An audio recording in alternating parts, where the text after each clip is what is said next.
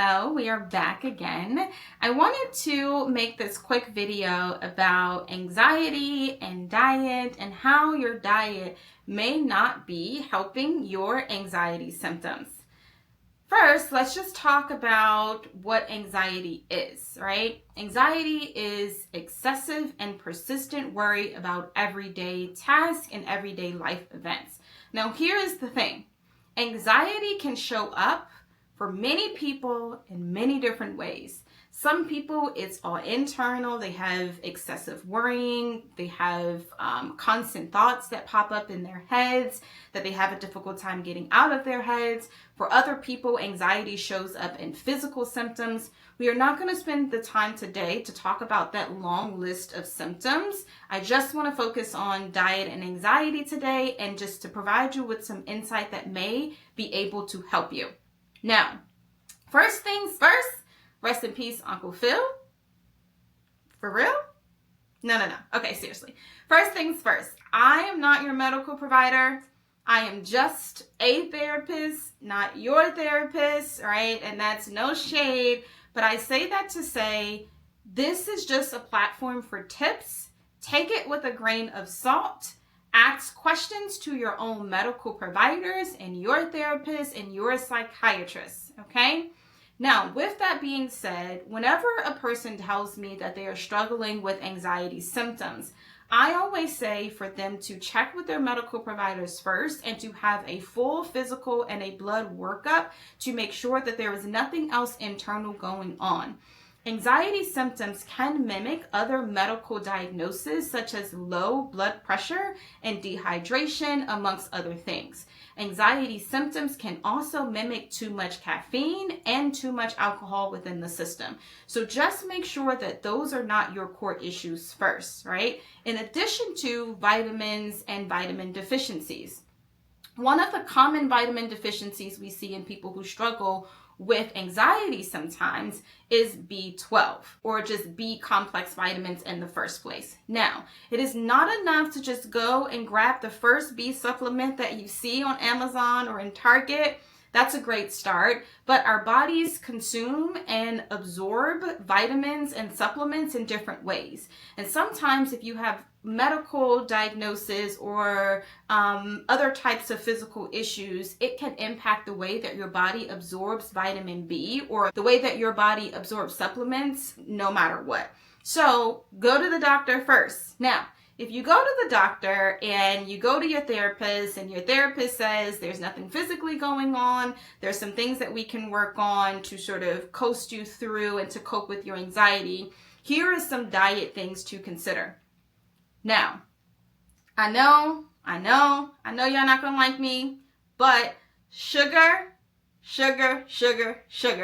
And we always say we need something sweet, right? And not something sweet, we need something sweet. Now, if you are already struggling with anxiety and excessive worry, sugar is not your friend. Sugar increases your adrenaline. Your adrenaline increases how much you think you can do and how much thoughts you have in your brain at the same time.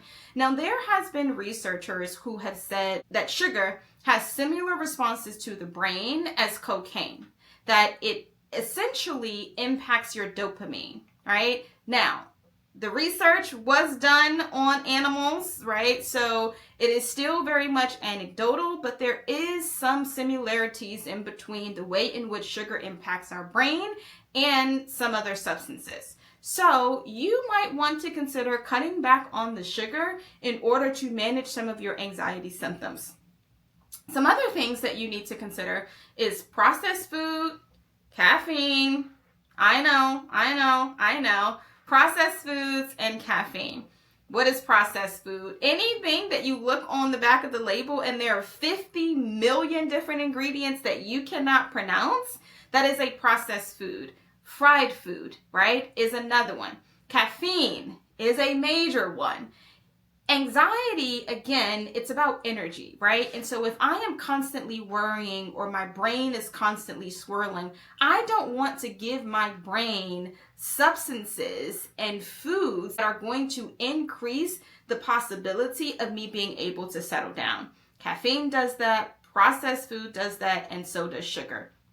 The other issue with sugar and processed foods is that typically we like to run to those things as a sense of comfort because of the short-term high that it gives us. So that goes back to the dopamine effect, right? If I am consuming something that makes me feel an immediate sense of joy, I feel like that's the proper way to address that issue. What you're doing on the back end, though, is you're training your brain to not be able to cope with stress in a natural way, right? So it's impacting your ability to perfectly balance your cortisol.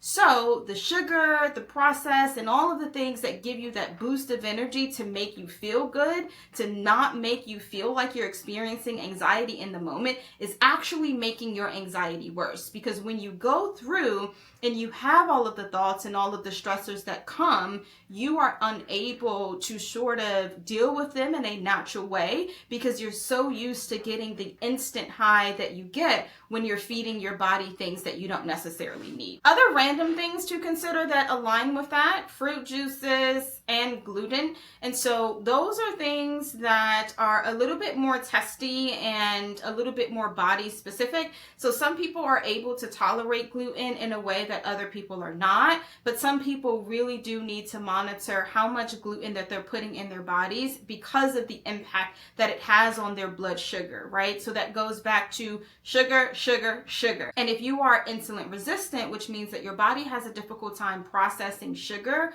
all that does is go right back to our initial point, which is how sugar is impacting your brain and therefore increasing the likelihood of you experiencing more anxiety symptoms. I may go into this a little more if you guys think that this video is helpful. I can sort of walk down all of the symptoms of anxiety that exist. I can give you some feedback on other things to consider outside of diet. But if we want to just close out with some things: more whole foods, more vegetables, more water, less sugar, cut the something sweet unless you figure out a way to make it healthy, cut the fried foods, and hopefully this helps.